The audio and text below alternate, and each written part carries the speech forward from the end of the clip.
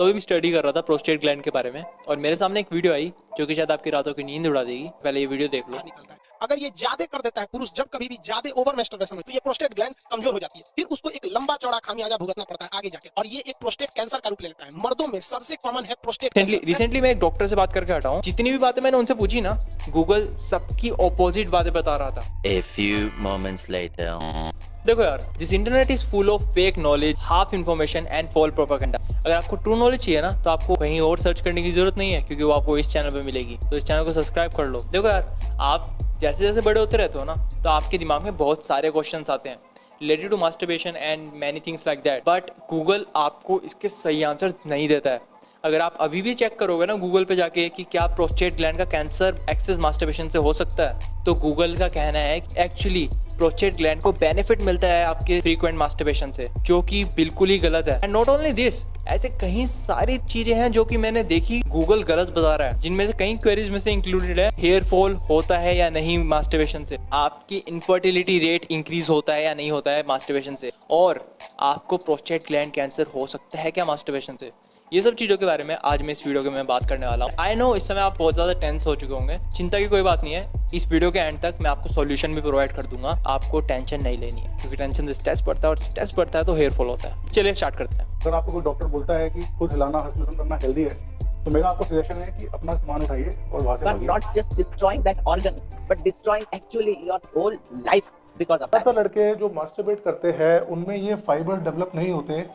तो अगर हम बात करें प्रोस्टेट ग्लैंड के बारे में, तो प्रोस्टेट ग्लैंड का सिंपल काम होता है यूरिन को होल्ड करने में, और सीमेन के अंदर नरिशमेंट प्रोवाइड करता है, सेमिनल फ्लूइड बनाता है और मोटिलिटी प्रोवाइड करता है। अब क्या होता है अगर आप ओवर मास्टरबेट करते हो, अगर आप ओवर मास्टरबेट करते हो ना, आपका प्रोस्टेट ग्लैंड वीक होता रहता है एंड आपको प्रोस्टेट से रिलेटेड दिक्कतें हो सकती हैं, जैसे कि प्रोस्टेट इनलार्जमेंट और प्रोस्टेट कैंसर। बट वेट, ये सब दिक्कतें आपको अभी नहीं होने वाली है।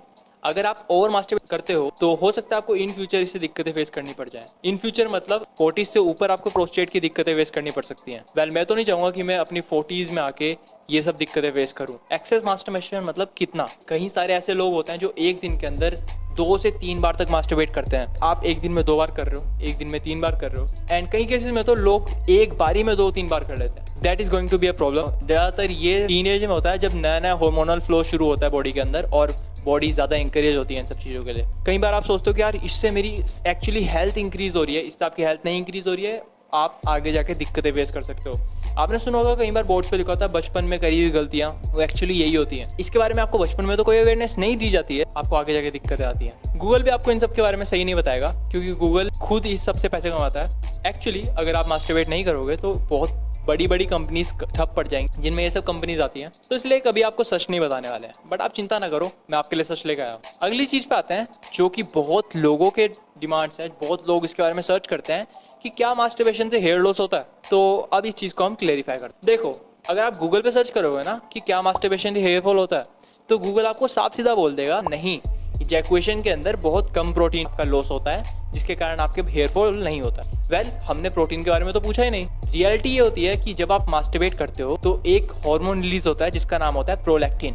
अब ये प्रोलैक्टिन हार्मोन आपकी टेस्टोस्टेरोन लेवल को डिक्रीज करता है और DHT इंक्रीज करता है, और ये फैक्ट तो हमारे से अभी तक छुपाया जा रहा है। मास्टरबेशन से DHT का लेवल इंक्रीज होता है, और वेल यही रीजन है कि आज के टाइम में एक 17 साल के बच्चे को भी हेयर फॉल होना स्टार्ट हो गया है, जहाँ ये रेट पहले 40s में आया करता था, क्योंकि उस समय लोगों के पास डिवाइसेस अवेलेबल नहीं हुआ करते थे, खाली दिन में वेले बैठे हुए मास्टरबेट करने के लिए। मास्टरबेट करने से इंफर्टिलिटी रेट भी इंक्रीज होता है। क्या ये बात सच है या गलत है? वापिस से प्रोलैक्टिन हार्मोन की तरफ आते हैं। Prolactin, when elevated, it switches off GnRH. Prolactin hormone एक ऐसा हार्मोन है जो कि ना केवल टेस्टोस्टेरोन को कम करता है, बट ऑल्सो बॉडी में मैन बूब्स ग्रो कर सकता है। मैन बूब्स ही नहीं, वाइट लिक्विड डिस्चार्ज भी होना स्टार्ट हो जाएगा, यानी कि milk in men's. Well, prolactin hormones अपने आप में ही बहुत सारी दिक्कतों को लेकर आता है, जिनमें से कई सारी दिक्कतें हैं बोन की वीकनेस, जिसके कारण आपकी छोटी एज में ही हाइट में भी दिक्कत आ सकती है, क्योंकि बोन्स वीक हो जाएंगी और फिर वो ज़्यादा ग्रो नहीं करेंगी। और भी कई सारी दिक्कतें आती हैं, जिनमें से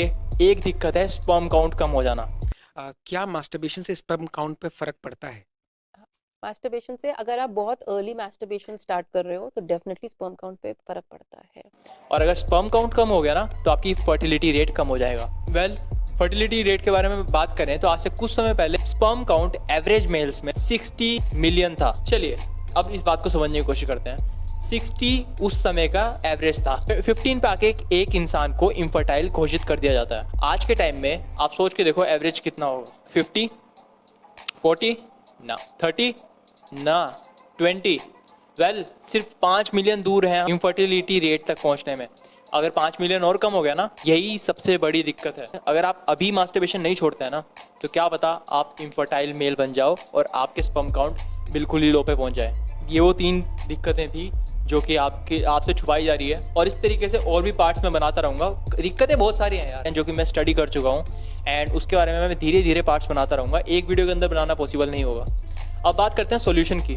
तो सॉल्यूशन सबसे पहले मैं आपको बताता हूँ। फर्स्ट ऑफ ऑल आपको मास्टरबेशन अभी से रोक देनी है। आपको मास्टरबेशन बिल्कुल भी नहीं करनी है। आप नो फैप को अपना सकते हो या फिर ब्रह्मचर्य को अपना सकते हो। मैं प्रेफर करूंगा ब्रह्मचर्य, क्योंकि वो आपको ओवरऑल कई चीज़ों में भी हेल्प करेगा। सेकंड चीज़ पे हम बढ़ते हैं, वो है आपको अभी जितना भी पुराना दिक्कतें हो चुकी हैं उनको रिकवर किस तरह करें। आई मीन आपके टेस्टिस वीक हो चुके हैं, प्रोस्टेट ग्लैंड वीक हो चुका है, तो आपको उन सबको रिकवर किस तरह करना है। वेल एक बहुत ही सिंपल सी एक्सरसाइज है। एक्चुअली इसे एक्सरसाइज बोला जाता है, लेकिन ये हमारे एंशिएंट टाइम से चली आ रही है और आयुर्वेद भी इसे सपोर्ट करता है। इस एक्सरसाइज को इंग्लिश में कहा जाता है Kegel exercise, but Kegel exercise को हमारे एंशिएंट टाइम से बोला जाता है अश्वनी योग। एक बहुत ही सिंपल एक्सरसाइज है, इवन आप अभी बैठे बैठे कर सकते हो, और वो है कि आपको अपने मोशन पासिंग एरिया यानी कि एनएस को कॉन्ट्रैक्ट करना है। अब एनएस आपको पता ही होगा, जहाँ से आप शीट पास करते हो अपना, उस एरिया को आपको कॉन्ट्रैक्ट करना है, फिर रिलीज करना है। आप अपनी बॉडी के हर एक पार्ट की मसल्स को ट्रेन कर सकते हो, बट आपके पेल्विक फ्लोर की मसल्स रह जाती हैं, और उसको ट्रेन करने का ये सबसे बेस्ट तरीका है। आपको करना क्या है कि सिंपली अपने एनएस को कॉन्ट्रैक्ट करना है और फिर 10 सेकंड तक होल्ड करने के बाद उसे रिलीज कर देना है, और ये आपको 10 से 15 बारी करना है। धीरे धीरे अपना टाइम बढ़ाते जाओ। ये तो थे आपकी पहली होल्डिंग वाली एक्सरसाइज। उसके बाद दूसरी एक्सरसाइज है क्विक फ्लिक्स।